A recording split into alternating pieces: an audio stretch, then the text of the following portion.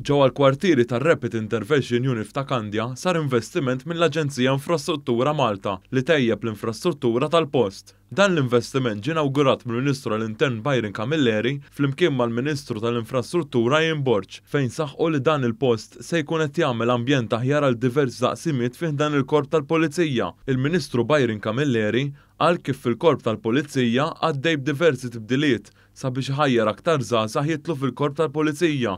Saħaq kif dan l-investiment se jkun qed jgħin lill-Pulizija jaħdmu f'ambjent aħjar. Tibdiliet li jwasslu aktar trasparenza, aktar kontabilità, iżda wkoll għal servizz aħjar li klijenti tal-korp, ċittadini Maltin u Għawġin. Għaldaqstant huwa importanti li l-ambjent minn fejn jaħdem il-korp tal-Pulizija jkun wieħed tajjeb, mhux biss għal dawk il-ħaddiema li diġà jaħdmu fil-korp, iżda anke għal dawk futuri li jixtiequ jissieħbu mal-korp tal-Pulizija.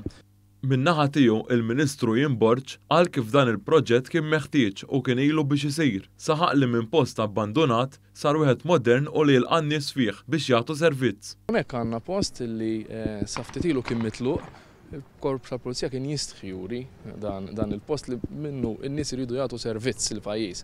U allura intervjenejna biex assistejna u għamilna dan il-post state of the art bl-infrastruttura li tixraqlhom. Dan il-proġett inkluda xogħlijiet ta' titjib fejn jitlu s-servizzi ta' drenaġġ u l-elettriku. Apparti tħaffir ta' trinek u tqejjed ta' cables ġodda, sar ukoll bini ta' switch rooms li ntużaw l-operat ta' enerġija fil-kumpless. Barra minn hekk ġie organizzat il-parkeġġ aħjar fil-ftieħi u sar xogħol ta' asfalt.